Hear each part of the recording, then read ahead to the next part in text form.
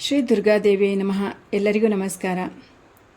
ಸರಸ್ವತಿ ಪುಷ್ಕರ ಕಾಲ, ಪರ್ವಕಾಲ, ಇದರ ಬಗ್ಗೆ ಒಂದಷ್ಟು ನಾನು ಮಾಹಿತಿಯನ್ನು ಕೊಡ್ತೇನೆ. ಈ ಮೇ 15ಕ್ಕೆ ಈ ಒಂದು ಪುಷ್ಕರ ಪರ್ವಕಾಲ, ಸರಸ್ವತಿ ನದಿಯ ಪುಷ್ಕರ ಪರ್ವಕಾಲ ಇದೆ. ಅದನ್ನು ಉಪಯೋಗಿಸ್ಕೊಳ್ಳೋರು ಉಪಯೋಗಿಸ್ಕೊಳ್ಬಹುದು ಅಂತ ನಾನು ಈ ಒಂದು ಮಾಹಿತಿಯನ್ನು ನಿಮ್ಗೆ ಕೊಡಲಿಕ್ಕೆ ಇಷ್ಟಪಡ್ತೇನೆ. ಸನಾತನ ಹಿಂದೂ ಸಂಸ್ಕೃತಿಯಲ್ಲಿ, ಪರಂಪರೆಯಲ್ಲಿ ನದಿ ಸ್ನಾನಕ್ಕೂ ನದಿ ಪೂಜೆಗೂ ಬಹು ಮಹತ್ವವಿದೆ. ಅದರ ಫಲವೇ ನದಿ ಉತ್ಸವಗಳು. ನದಿಗಳನ್ನು ಜಲದೇವತೆ ಎಂದೇ ಭಾವಿಸಲಾಗಿದೆ. ಇಂತಹ ನದಿ ಉತ್ಸವಗಳಲ್ಲಿ ಪುಷ್ಕರ ಪರ್ವಕಾಲವು ಪ್ರಸಿದ್ಧವೂ ಪ್ರಾಚೀನವೂ ಆದುದು. ಈ ಪುಷ್ಕರ ಪರ್ವಕಾಲ ರಾಶಿಚಕ್ರದಲ್ಲಿ ಗುರುಗ್ರಹದ ಚಲನೆಯನ್ನು ಅವಲಂಬಿಸಿದೆ. ರಾಶಿಚಕ್ರದಲ್ಲಿ 12 ರಾಶಿಗಳಿವೆ. ಗುರುಗ್ರಹ ಭಾರತದ 12 ಪುಣ್ಯ ನದಿಗಳಲ್ಲಿ ಒಂದೊಂದು ರಾಶಿಯಲ್ಲಿದ್ದಾಗ, ಅಂದರೆ ಗುರುಗ್ರಹ ಭಾರತದ 12 ಪುಣ್ಯ ನದಿಗಳಲ್ಲಿ ಒಂದೊಂದು ರಾಶಿಯಲ್ಲಿದ್ದಾಗ ಒಂದೊಂದು ಪುಣ್ಯ ನದಿಗೆ ಪುಷ್ಕರ ಪರ್ವಕಾಲ ಉಂಟಾಗ್ತದೆ. ಮೇಷದಲ್ಲಿ ಗಂಗೆ, ಸಿಂಹದಲ್ಲಿ ಗೋದಾವರಿ, ತುಲಾದಲ್ಲಿ ಕಾವೇರಿ. ಹೀಗೆ ಗುರುಗ್ರಹದೊಡನೆ ಪುಷ್ಕರ ಎಂಬ ಜಲದೇವತೆಯು ಅದೇ ರಾಶಿಯನ್ನು ಪ್ರವೇಶಿಸ್ತಾನೆ. ಇದೇ ಪುಷ್ಕರ ಪರ್ವಕಾಲ. ಗುರುಗ್ರಹ ಒಂದು ರಾಶಿಯಲ್ಲಿ 1 ವರ್ಷ ಇರ್ತಾನೆ. ಹೀಗಾಗಿ ಪುಷ್ಕರ ಪರ್ವಕಾಲ ಆ ಪವಿತ್ರ ನದಿಗೆ 1 ವರ್ಷ ಕಾಲ ಇರ್ತದೆ. ಇದೀಗ ಮೇ 15ರಂದು ಗುರುಗ್ರಹ ಮತ್ತು ಪುಷ್ಕರರು ಮಿಥುನ ರಾಶಿಯಲ್ಲಿ ಪ್ರವೇಶಿಸುವುದರಿಂದ ಸರಸ್ವತಿ ನದಿಗೆ ಪುಷ್ಕರ ಪರ್ವಕಾಲ ಬಂದೊದಗಿದೆ. ಸರಸ್ವತಿ ನದಿ ವೇದಕಾಲದ ನದಿ. ವೈದಿಕ ಋಷಿಮುನಿಗಳು ಸರಸ್ವತಿಗೆ ಎಲ್ಲ ನದಿ ದೇವತೆಗಳಿಗಿಂತ ಉನ್ನತ ಸ್ಥಾನ ಕೊಟ್ಟಿರ್ತಾರೆ.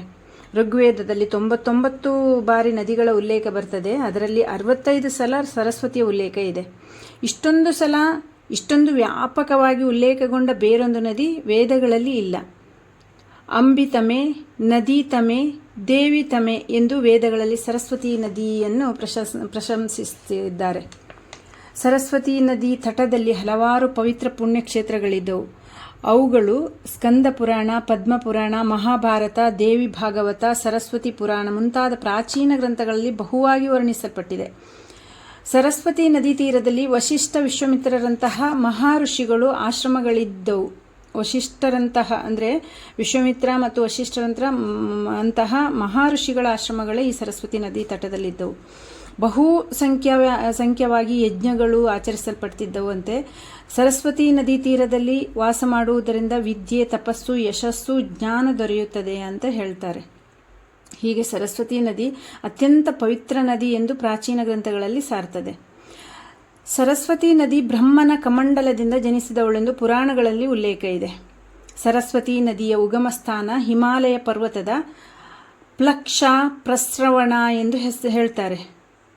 ಇನ್ನೊಂದ್ಸರಿ ಹೇಳ್ತೇನೆ ನೋಡಿ, ಪ್ಲಕ್ಷ ಪ್ರಸ್ರವಣ ಎಂದು ಹೇಳ್ತಾರಂತೆ. ಬಹು ವಿಶಾಲವಾಗಿ ಹರಿದು ಸಮುದ್ರ ಸಂಗಮಿಸುತ್ತಿದ್ದ ಸರಸ್ವತಿ ನದಿ ಇದೀಗ ಬದರಿ ಕ್ಷೇತ್ರದಿಂದ 3 ಕಿಲೋಮೀಟರ್ ದೂರದಲ್ಲಿ ಮಾನಾ ಗ್ರಾಮದಲ್ಲಿ ಹಿಮಾಲಯದ ಹೆಬ್ಬಂಡೆಗಳ ನಡುವಿನಲ್ಲಿ ಉಕ್ಕಿ ಹರಿತಾಳೆ. ಮಾನಾ ಭಾರತದ ಮೊದಲ ಹಾಗೂ ಕೊನೆಯ ಗ್ರಾಮ. ಪೂರ್ವದಲ್ಲಿ ಇದಕ್ಕೆ ಮಣಿಭದ್ರಪುರ ಎಂಬ ಹೆಸರಿತ್ತು. ಇದೇ ಸರಸ್ವತಿ ಉಗಮ ಸ್ಥಾನ. ಬಹು ರಭಸದಿಂದ ಚಿಮ್ಮಿ ಹರಿಯುವ ಸರಸ್ವತಿ ಸ್ವಲ್ಪ ದೂರವೇ ಹರಿದು ಕೇಶವ ಪ್ರಯಾಗ ಎಂಬಲ್ಲಿ ಅಲಕಾನಂದೆಯೊಡನೆ ಸಂಗಮಿಸ್ತಾಳೆ. ಗಂಗೋತ್ರಿ, ಯಮುನೋತ್ರಿಗಳಂತೆ ಸರಸ್ವತಿ ನದಿಯ ಉಗಮ ಅತಿ ಪವಿತ್ರ.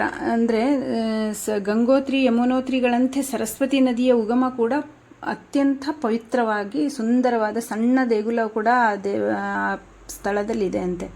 12 ವರ್ಷಗಳಿಗೊಮ್ಮೆ ಗುರುಗ್ರಹ ಮಿಥುನ ರಾಶಿಗೆ ಬಂದಾಗ ಇಲ್ಲಿ ಸರಸ್ವತಿ ಪುಷ್ಕರ ವಿಜೃಂಭಣೆಯಿಂದ ನಡೀತದೆ. ಭಾರತದಲ್ಲಿ ಬೇರೆಲ್ಲೂ ಸರಸ್ವತಿ ನದಿ ಪ್ರಕಟವಾಗಿ ಹರಿಯುವುದಿಲ್ಲ. ಅದಕ್ಕಾಗಿ ಈ ಪ್ರದೇಶಕ್ಕೆ ಬಹು ಮಹತ್ವ. ಇಲ್ಲಿ ಭೀಮಾ ಫುಲ್, ವ್ಯಾಸ ಗುಹಾ, ಗಣೇಶ ಗುಹಾ, ಸ್ವರ್ಗಾರೋಹಿಣಿ ಮುಂತಾದ ಪವಿತ್ರ ಸ್ಥಳಗಳಿವೆ. ಸರಸ್ವತಿ ಗುಪ್ತಗಾಮಿನಿ ಎಂದೇ ಪ್ರಸಿದ್ಧವಾಗಿದ್ದಾಳೆ. ಪ್ರತಿದಿನವೂ ಸ್ನಾನ ಸಮಯದಲ್ಲಿ ಸ್ಮರಿಸಲ್ಪಡುವ ಸಪ್ತಗಂಗೆಯರಲ್ಲಿ ಇವಳು ಒಬ್ಬಳು. ವೇದಗಳ ಕಾಲದಲ್ಲಿ ಬಹು ರಭಸದಿಂದ ತುಂಬಿ ಹರಿಯುತ್ತಿದ್ದ ಈ ನದಿ ಪುರಾಣಗಳ ರಚನೆಯ ವೇಳೆಗೆ ಅಲ್ಲಲ್ಲಿ ಅದೃಶ್ಯಳಾಗಿ ಗುಪ್ತಗಾಮಿನಿಯಾಗಿ ಕಾರಣಾಂತರಗಳಿಂದ ಹರಿಯ ಹರಿಯಲಾರಂಭಿಸಿದಳು. ಇದೀಗ ಬದರಿಯ ಬಳಿಯ ಮಾನಾ ಗ್ರಾಮದಲ್ಲಿ ಮಾತ್ರ ಪ್ರಕಟವಾಗಿ ಹರಿಯುತ್ತಾಳೆ. ಹಿಮಾಲಯದಲ್ಲಿ ತನ್ನ ಉಗಮ ಸ್ಥಾನದಲ್ಲಿ ಬಹು ರಭಸದಿಂದ ಹರಿಯುವ ನದಿ ಬಹು ಶಬ್ದ ಮಾಡುತ್ತಿತ್ತು. ಅಲ್ಲಿ ವ್ಯಾಸ ಗುಹೆ, ಗಣೇಶ ಗುಹೆಗಳಲ್ಲಿ ಮಹಾಭಾರತ ಲೇಖನ ನಡೆಯುತ್ತಿತ್ತು. ಸರಸ್ವತಿಯ ಶಬ್ದದಿಂದಾಗಿ ವ್ಯಾಸರು ಹೇಳಿದ್ದು ಗಣೇಶನಿಗೆ ಸರಿಯಾಗಿ ಕೇಳಿಸ್ತಿರ್ಲಿಲ್ಲ ಅಂತೆ. ಎಷ್ಟು ಪ್ರಾರ್ಥಿಸಿದರೂ ಸರಸ್ವತಿ ನದಿ ಶಬ್ದ ಕಡಿಮೆ ಮಾಡಲಿಲ್ಲ. ಆದುದರಿಂದ ವ್ಯಾಸರು ಕುಪಿತರಾಗಿ ಸಿಟ್ಟು ಬಂದು ಸರಸ್ವತಿಗೆ ಗುಪ್ತಗಾಮಿನಿಯಾಗೆಂದು ಶಪಿಸಿದರು. ಸರಸ್ವತಿ ಅದೃಶ್ಯಳಾಗಿ ಗುಪ್ತಗಾಮಿನಿಯಾಗಿ ಹರಿಯಲಾರಂಭಿಸಿದಳು. ಇದು ಗ್ರಂಥಗಳಲ್ಲಿ ಹೀಗೆ ಉಲ್ಲೇಖ ಇದೆ. ಸರಸ್ವತಿ ಪುಷ್ಕರದ ಸಮಯದಲ್ಲಿ ಸ್ನಾನ ಮಾಡಬಹುದಾದ ಮತ್ತೊಂದು ಕ್ಷೇತ್ರವೆಂದರೆ ಉತ್ತರ ಪ್ರದೇಶದಲ್ಲಿರುವ ಪ್ರಯಾಗ.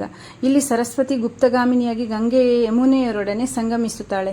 ಇದೇ ಪರಮ ಪವಿತ್ರ ತ್ರಿವೇಣಿ ಸಂಗಮ. ಎಲ್ಲರಿಗೂ ಬಹು ದೂರದ ಬದರಿಯ ಬಳಿಯ ಮಾನಾ ಗ್ರಾಮಕ್ಕೆ ಹೋಗಲು ಸಾಧ್ಯವಿಲ್ಲ ಅಂತಹವರು ಪ್ರಯಾಗ ಕ್ಷೇತ್ರದಲ್ಲಿ ಸ್ನಾನ ಮಾಡಿ ಸರಸ್ವತಿ ಸ್ನಾನ ಮಾಡಿದೆವೆಂದು ತೃಪ್ತಿಪಡಬಹುದು. ತಿರುಪತಿ ಬೆಟ್ಟದ ಮೇಲಿರುವ ಸ್ವಾಮಿ ಪುಷ್ಕರಣಿ ತೀರ್ಥರಾಜದಲ್ಲಿ ಸದಾ ಕಾಲದಲ್ಲಿಯೂ ಸರಸ್ವತಿ ನದಿಯ ಸನ್ನಿಧಾನವಿದೆ. ಶ್ರೀಮದ್ಭಾಗವತದಲ್ಲಿ ಇದರ ಬಗ್ಗೆ ಉಲ್ಲೇಖವಿದೆ. ಒಮ್ಮೆ ಪುಲಸ್ತ್ಯ ಋಷಿಗಳು ಸರಸ್ವತಿ ನದಿ ತೀರದಲ್ಲಿ ತಪಸ್ಸು ಮಾಡುತ್ತಿದ್ದರು. ಆ ಸಮಯದಲ್ಲಿ ಸರಸ್ವತಿ ನದಿ ಉಕ್ಕಿ ಹರಿದು ಪುಲಸ್ತ್ಯರು ಮಾಡುತ್ತಿದ್ದ ತಪಸ್ಸಿಗೆ ಭಂಗ ಬಂದು ಋಷಿಗಳು ಸರಸ್ವತಿ ನದಿಗೆ ಸಾಮಾನ್ಯ ನದಿಯಾಗುವಂತೆ ಶಪಿಸಿದರಂತೆ. ಅವರನ್ನು ಸರಸ್ವತಿ ದೇವಿ ಬಂದು ಅನೇಕ ಬಾರಿ ಪ್ರಾರ್ಥಿಸಿದರೂ ಉಪಯೋಗ ಆಗಲಿಲ್ಲ. ಕೊನೆಗೆ ಸರಸ್ವತಿ ದೇವಿ ತಪಸ್ವಿಗಳಿಗೆ ಮುಖ್ಯವಾದ ಸಹನಾ ಗುಣ ಇಲ್ಲದೆ ಅಸುರಿ ಸ್ವಭಾವದಿಂದ ನನಗೆ ಶಾಪ ಕೊಟ್ಟಿದ್ದರಿಂದ ನಿಮಗೆ ಅಸುರಿ ಮಕ್ಕಳು ಹುಟ್ಟಲಿ ಅಂತ ಶಾಪ ಕೊಡ್ತಾಳೆ. ಮತ್ತೆ ಅವರ ಪ್ರಾರ್ಥನೆಯಿಂದ ಶಾಂತಳಾಗಿ ಮೂರನೆಯ ಮಗ ದೇವ ಸ್ವಭಾವದವನಾಗಲಿ ಎಂದು ಶಾಪವಿತ್ತಳು.